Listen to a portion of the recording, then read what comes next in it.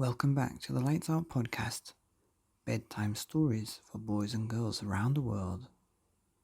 Good evening, boys and girls. Are you ready for bed? Are you all snuggled up and ready for another Lights Out bedtime story? Well, you're in for a treat tonight, as we have part 8 of Fing by David Williams, and this is episode 491. So we have 9 left before we hit 500 stories on this podcast. What should I read for the 500th episode? But back to the story, because it's all about the story. Chapter 8, An Encyclopedia of Monsters. Mr. and Mrs. Meek set the book down on a rickety old table. Thud. The Monsterpedia was a huge leather-bound tome that must have been printed at least a few hundred years ago. It was, as the title suggested, an encyclopedia of monsters. Mrs. Meek blew dust off the cover and opened it. Might this book hold a clue to the existence of a Fing? It was the Meek's final hope. The book was, as far as anyone knew, the only one of its kind in existence. Inside it was an alphabetical list of terrifying creatures that were either long extinct or assumed to be mythical, with lavish hand-painted illustrations of these creatures on the opposite page. Neither Mr. nor Mrs. Meek had seen or heard of any of them before. First, there was an agadong-dong-dong, a man-eating underground bird. On the next page was a boo-boo, a giant slug that leaves a poisonous trail of slime in its wake. Then there was the crunkled toad, a reptile so ugly it can kill a man with a look. D was for Dum-Dum, a cross between a jellyfish and a warthog, and judging by the illustration, even more hideous than it sounds. Oh wow.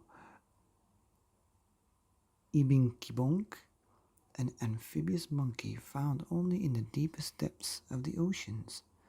The next page was F. The Meeks took a collective breath, praying that they would find what they were looking for. Fing! Exclaimed Mother. Yes, we did it. I could kiss you, said Father. Please don't. Not at work, darling. And the library has a strict no canoodling rule. Of course. How silly of me.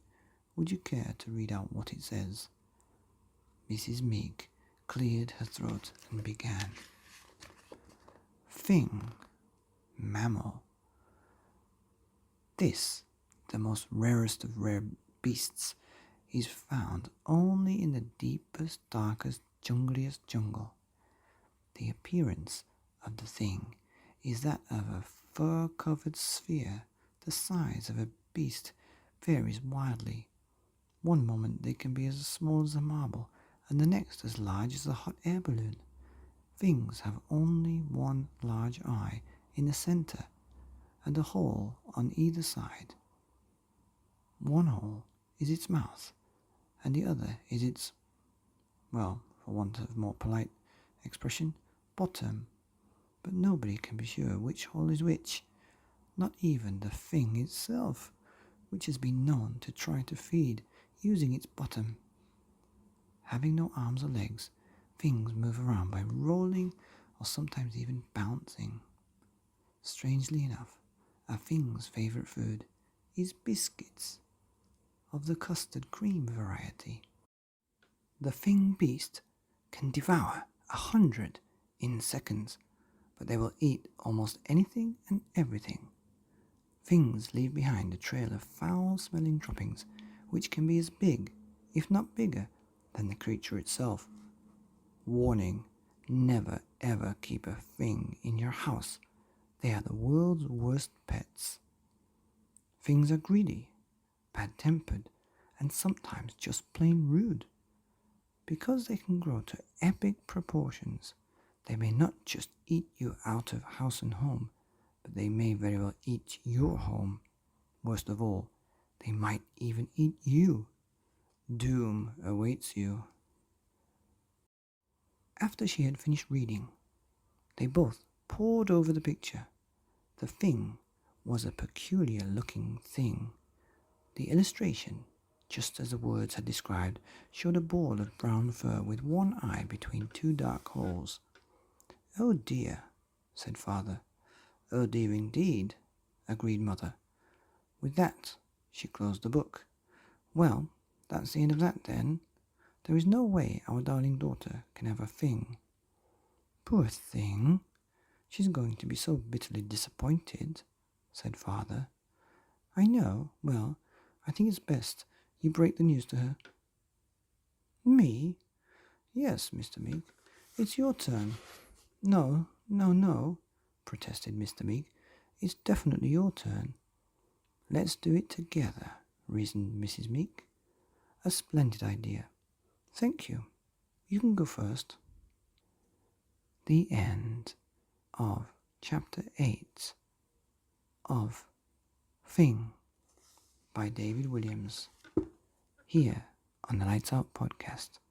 Bedtime stories for boys and girls and things around the world. Good night.